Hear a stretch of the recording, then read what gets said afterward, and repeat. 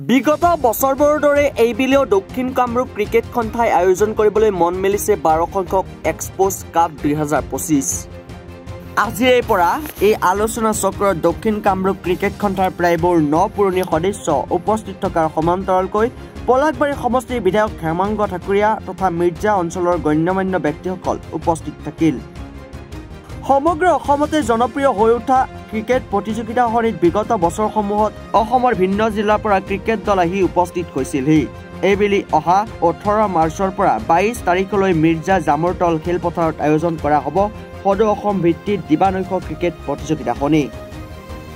আজিৰ এই আলোচনা চক্ৰত উপস্থিত সকলো সুধীৰবৃন্দৰ পৰা দিয়া পৰামৰ্শ গ্ৰহণ কৰাৰ উপৰিও খেলখনত হ'বলগীয়া সকলো ধৰণৰ বিষয়ৰ ওপৰত সামূহিক পৰামৰ্শ যুগুতোৱা হয়। উল্লেখযোগ্য যে প্ৰায় 10 লক্ষাধিক টকা ব্যয় সাপেক্ষে আয়োজন কৰিব ওলোৱা এই ক্ৰিকেট প্ৰতিযোগিতাখনিত প্ৰথম স্থান প্ৰাপ্তক নগদ ধন 81,000 টকা অৰ্থাৎ চূড়ান্ত ট্ৰফি আগবঢ়াব পলাশবাৰী সমষ্টিৰ বিধায়ক হেমাংগ ঠাকুৰীয়াই। ইয়াৰে সমান্তৰালভাৱে দ্বিতীয় পুৰস্কাৰ হিচাপে নগদ ধন তথা ট্ৰফি আগবঢ়াব সমাজকৰ্মী ৰাজেন নাথে। প্ৰত্যেক বছৰৰ দৰে এই বছৰ আমাৰ এক্সপ'জাৰ কাপ আয়োজন কৰা হৈছে আৰু অহা 18 মাৰ্চৰ পৰা 5 দিনীয়া কাৰ্যসূচীৰে আমাৰ এইবাৰো এক্সপ'জাৰ কাপ আয়োজন কৰা হৈছে আৰু আজি এখন সাধাৰণ সভা আহ্বান কৰা হৈছিলে আৰু আমাৰ প্ৰত্যেকজন সদস্যৰ উপস্থিতিত আজি 18 তাৰিখৰ পৰা 18 মাৰ্চৰ পৰা 5 দিনীয়া কাৰ্যসূচীৰে আয়োজন কৰাৰ সিদ্ধান্ত গ্ৰহণ কৰা হ'ল। মই সমূহ ৰাইজৰ এক্সপ'জাৰ কাপত সমূহ ৰাইজৰ সহায় সহযোগিতা বিচাৰিছোঁ। যোৱাবাৰ অত্যন্ত উচ্চমানৰ খেল হৈছিলে। অসমৰ বিভিন্ন স্থানৰ পৰা ভাল ভাল খেলুৱৈ আহিছিলে, ভাল ভাল টীম আহিছিলে আৰু এই এক্সপ'জাৰ কাপৰ জৰিয়তে আমাৰ স্থানীয় যিবিলাক আমাৰ যিবিলাক খেলুৱৈ আছে তেওঁলোকক যথেষ্ট উৎসাহিত হয়। তেওঁলোকে এটা নিজকে এক্সপ'জাৰ দিবৰ কাৰণে মানে তেওঁলোকৰ নিজক নিজে আগুৱাই লৈ যাবৰ কাৰণে এটা সুবিধা পায়। সেইকাৰণে মই সকলোৰে ইয়াতে সহযোগিতা কামনা কৰোঁ। ৰাইজৰ ক্ষেত্ৰত আগতকৈ বৃদ্ধি কৰা হৈছে প্ৰাইজটো এইবাৰ মোৰ ফাৰ্ষ্ট প্ৰাইজটো দেউতাৰ মোৰ পিতৃ উমাকান্ত ঠাকুৰীয়াৰ নামতে এইবাৰো ৰখা হৈছে আৰু ফাৰ্ষ্ট প্ৰাইজটো 81,000 টকা আমাৰ কমিটিখনে ধাৰ্য কৰিছে।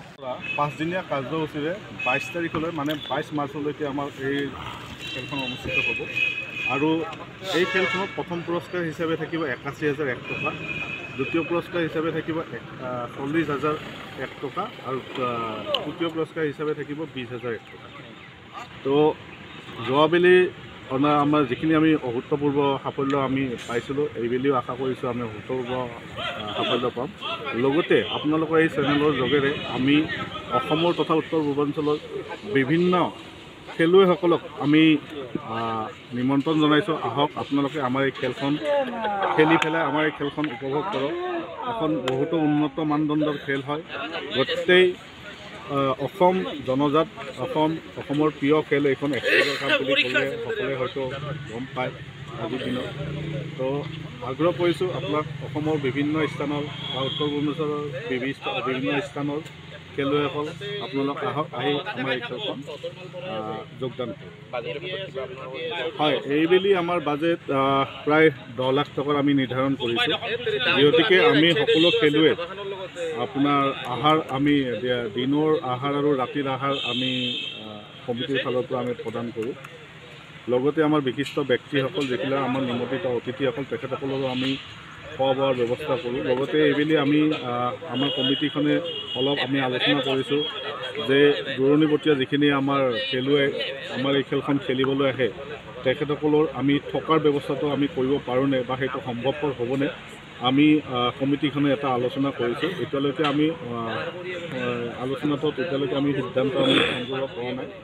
তো অনাগত দিনত আমি এই ক্ষেত্ৰতো আপোনালোকৰ চেনেলেৰে আমাৰ অসমৰ বা উত্তৰ পূৰ্বাঞ্চলৰ সকলো খেলুৱৈ আমি অৱগত কৰিছোঁ। ধন্যবাদ। মিৰ্জাৰ পৰা গৌতম দাসৰ ৰিপৰ্ট, ৰিপাব্লিকানী। মহানগৰীত উৎকৃষ্ট হোটেল দ্য ভিলা, আদৰ্শপুৰ বাৰ্লিন নম্বৰ 1, কাহিলীপাৰা সৰ্বশিক্ষা অভিযানৰ কাৰ্যালয়ৰ কাষতে হোটেল দ্য ভিলাত আছে উৎকৃষ্ট মানৰ সা সুবিধা। য'ত আছে আটক ধুনীয়া কোঠা, লগতে পাব লাক্সাৰী সুইট আৰু ডিলাক্স ৰুম। তদুপৰি ৰেষ্টুৰেণ্টত পাব আপোনাৰ মন পচন্দৰ সুস্বাদু খাদ্য আৰু পাব বাৰ আৰু সুইমিং পুল। দ্য ভিলাত পাব আপুনি নৈসংগিক পৰিৱেশ আৰু সুস্বাদু খাদ্যৰ সম্ভাৰ।